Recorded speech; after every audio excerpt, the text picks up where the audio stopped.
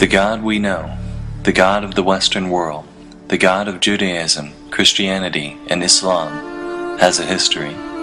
Modern evidence indicates that if you read the Bible as it is currently presented by modern religion, especially if you are reading an English translation, you aren't reading the real story. What you are reading is an edited version of that history, with additions and modifications that present that story in a different way than the evidence indicates it actually happened. According to the Bible, this God has always existed, and this God predated not only human beings, but the universe itself. According to the evidence, this God began evolving from human ideas originating from 14,000 years ago, and didn't become the one God of monotheism until 2,600 years ago, in 600 BCE. If you want to know the story that the evidence presents, the story understood and supported by the majority of religious studies professors, archaeologists, and anthropologists, the place to begin is not the Bible. It is the Enuma Elish, the Babylonian creation story, which was discovered by archaeologists in the library of Ashurbanipal and dated to have originally been written in about 1750 BCE. As this creation story demonstrates, almost all religions in Mesopotamia at that time were polytheistic. There is no trace of the existence of monotheistic Judaism at this time. In the Enuma Elish, Marduk, champion of the Babylonian gods, defeats chaos in the form of the dragon Tiamat, and then together, the Babylonian gods form the world. In the Babylonian story, the primordial world is described as formless and void. Also in the Babylonian story, light, the firmament, dry land, the sun and moon, and mankind are created in order. These details are important because, as we will see, 1,150 years later, when the Israelites are exiled to Babylon, these details become edited into both the book of Isaiah and the story of Genesis as its first chapter, the first chapter of the entire Hebrew Torah and Christian Bible. Our next point of interest is the Canaanite religion, which archaeologists have reconstructed from clay tablets found in Ugarit, an ancient port city in Syria, and whose stories are dated to have originally been written before 1200 BCE. The Canaanites were also polytheistic. Of the many gods the Canaanites worship, three in particular are important to the rest of the story. They are El Elyon, whose name means literally God Most High, and who is believed to have been the father of the other gods; Asherah, El Elyon's wife; and Baal, who is both god of storms and fertility. The god Yahweh of Israel and the culture of Israel itself still show no signs of existence in the archaeological record. Yet sometime over the next 500 years the culture of Israel must have evolved, because it is at this time, from 950 to 850 BCE, that the contemporaries J and E began writing their independent accounts of the history of the people of Israel, which would later be combined into a single story. Beginning in Genesis chapter 2, none of what J or E writes aligns with the accounts of the Babylonians or Canaanites, whose accounts predated them by hundreds of years. Because of this, and because of the nature of the stories told, the most reasonable inference appears to be that these accounts were entirely mythical stories that the Israelites used to explain the world around them and find meaning in its cultural climate. But that all changes at Genesis chapter 12 with the story of Abraham. It is here that we finally find a connection with the religion of the Canaanites. We can see in the Hebrew version of the Torah that Abraham is said to worship El Shaddai, one of the names for the Canaanite god El Elyon. Abraham interacts with El Elyon in very personal ways that mirror the other pagan religions of the time. For example, in Genesis 18, El Elyon visits Abraham in human form and talks to him in person. His descendant Jacob has similar experiences, where he climbs to the top of a ladder to heaven and talks to El Elyon in a dream. Later, Jacob wrestles with El Elyon. Also from the Hebrew text, we can see that based on these experiences, Jacob makes El Elyon his Elohim, which is a term from the Canaanite religion which meant Jacob was making El Elyon his primary god. The only way that the usage of this term makes sense is if Jacob believed that El Elyon was just one god of many, and that Jacob was committing to this one God in order to receive special protection. In other words, it becomes clear from the terms used in the God they worshipped that Abraham, Isaac, and Jacob were polytheists or pagans. just like their pagan contemporaries in Canaan and Babylon. The worship of El Elyon fades from the Hebrew text as we enter Exodus, where he is replaced by Yahweh, who is said to have rescued the Hebrews from slavery in Egypt. The story of Exodus, particularly in its modern interpretation in the animated film The Prince of Egypt, depicts ancient Egyptians as the ultimate assholes, viciously enslaving an entire race for the sole purpose of erecting colossal monuments to their own glory.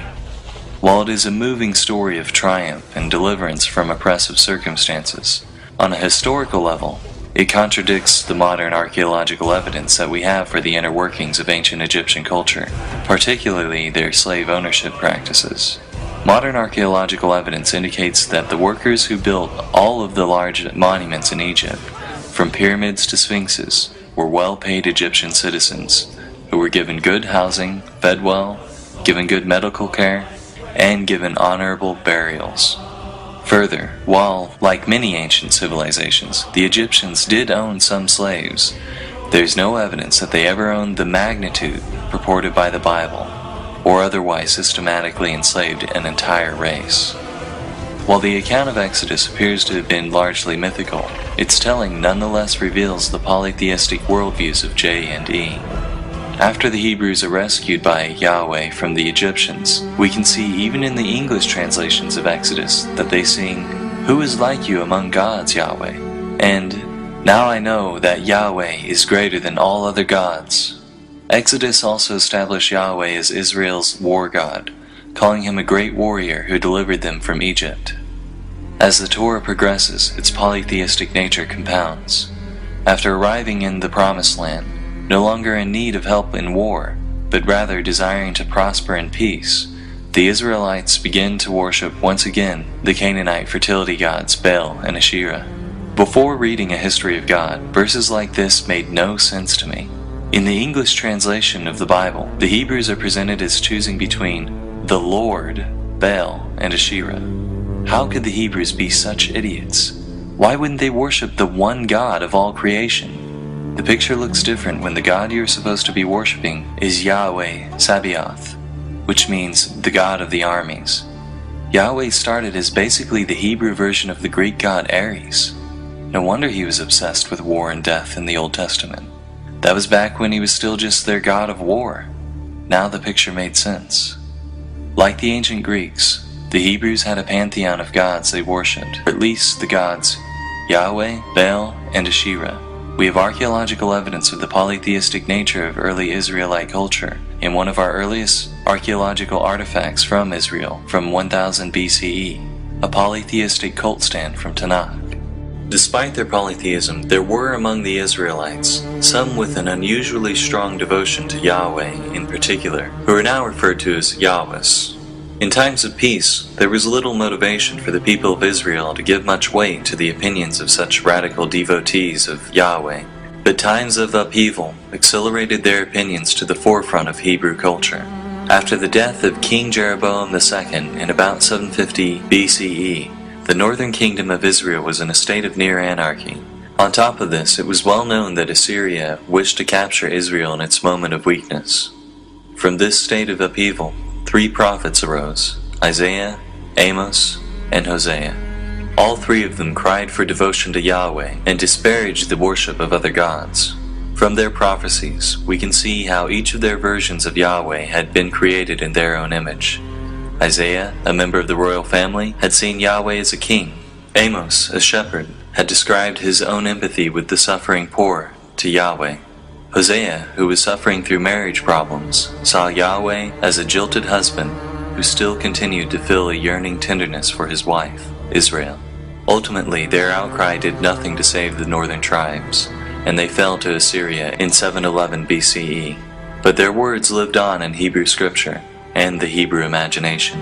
The cult of Yahweh received another boost during the rule of King Josiah in 622 BCE. Unlike his predecessors, who welcomed an open pagan vision, Josiah was a strict Yahwist. Like the prophets before him, Josiah was convinced that Judah's social problems came from a lack of devotion to Yahweh.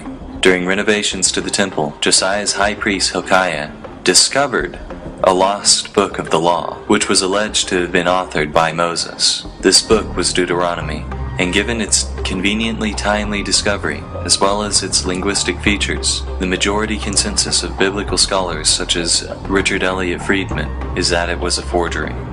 In Deuteronomy, a strict and permanent covenant to Yahweh, as well as a complete rejection of other gods, is established. It is commanded of the Hebrews that they tear down the altars and smash the idols of other gods. In response to the discovery of Deuteronomy, Josiah and his court implemented merciless reforms that officially established Yahweh as the official God of Judah. The reformers also rewrote Israelite history. The historical books of Joshua, Judges, Samuel, and Kings were revised according to the new ideology. And later, the editors of the Pentateuch added passages that gave a Deuteronomist interpretation of the Exodus myth to the older narratives of J&E. The intense hatred of other gods by Yahweh is firmly established in the rewritten Hebrew history. The bloody God Yahweh is made even bloodier, as he is now said to have commanded Joshua to wreak genocide on the natives of Canaan for worshipping other gods. Interestingly, despite the enforcement of this strict devotion to Yahweh, monotheism was still not established. The evidence of Deuteronomist passages like, "You shall have no other gods before me," indicates that even Josiah still believed in the existence of other gods. This was still polytheism. It was just a vicious form of monolaterous polytheism that vehemently rejected the worship of the other gods. But the stage was set. In 604 BCE, King Nebuchadnezzar II rose to power in Babylon. It was well known at this time that Nebuchadnezzar sought to conquer Jerusalem. As his armies gathered and prepared, another prophet, Jeremiah, arose, once again crying that strict devotion to Yahweh and the rejection of other gods had been the solution to their problems. Except this new prophet was claiming that it was too late to do anything about it. Yahweh would use this foreign army as his instrument to teach his people a damning lesson. Like the prophets before him, he projected his own emotions, such as fury, onto Yahweh. As Jeremiah predicted, the fall of Jerusalem to Babylon was inevitable. The forces of Babylon were just too massive, and Jerusalem was just in too weakened a state. The temple was destroyed. The Hebrews were exiled from their country to live in Babylon. The Babylonian exile had begun. Their sense of defeat was devastating. Polytheistic gods in ancient Mesopotamia were associated with specific territories of land. When the Hebrews were exiled to Babylon, they felt they could no longer connect with Yahweh. How can we sing the songs of Yahweh while in a foreign land? Ezekiel, a prophet who arose among the exiled Hebrews, expressed how alienated the Hebrews had become. He too blamed their plight on the Hebrew people for a lack of devotion to Yahweh. It was then, at a time when the Hebrew people seemed most crushed, at a time when it seemed certain that the cult of Yahweh would surely die, it instead did something that religion has done throughout history in order to survive. It changed. A new author, who scholars call Second Isaiah, arose, and his words were appended to those of the first Isaiah. "I am the first, and I am the last. Besides me, there is no God." Monotheism was born. From this new monotheistic culture, the priestly source P arises. Israelite history is rewritten once again. Exodus is rewritten by P to say that the El Shaddai worshipped by Abraham and the Yahweh worshipped by Moses were the same God. Any references to El Elyon are explained by P as merely different names for Yahweh. The entire book of Leviticus is authored. Genesis 1 is crafted as an improved monotheistic version of the Babylonian account of creation. Second Isaiah rewrites Babylonian myths that were attributed to Marduk, such as his defeat of the dragon Tiamat, attributing them instead to Yahweh. The Torah is rebranded by P to look as if it had always been monotheistic. In 600 BCE, the God of Western monotheism, the God of Judaism, Christianity, and Islam, was born. Once I knew this, my entire perception of the Bible changed once again. Verses that never made sense before made sense now. This was the death blow of monotheism for me. It was the revelation that I could pick up any one of the millions of Bibles in America, from hotel rooms to Christian gift shops, and see its pages dripping with polytheism. I could see, with my own eyes, human beings giving birth to the monotheistic God.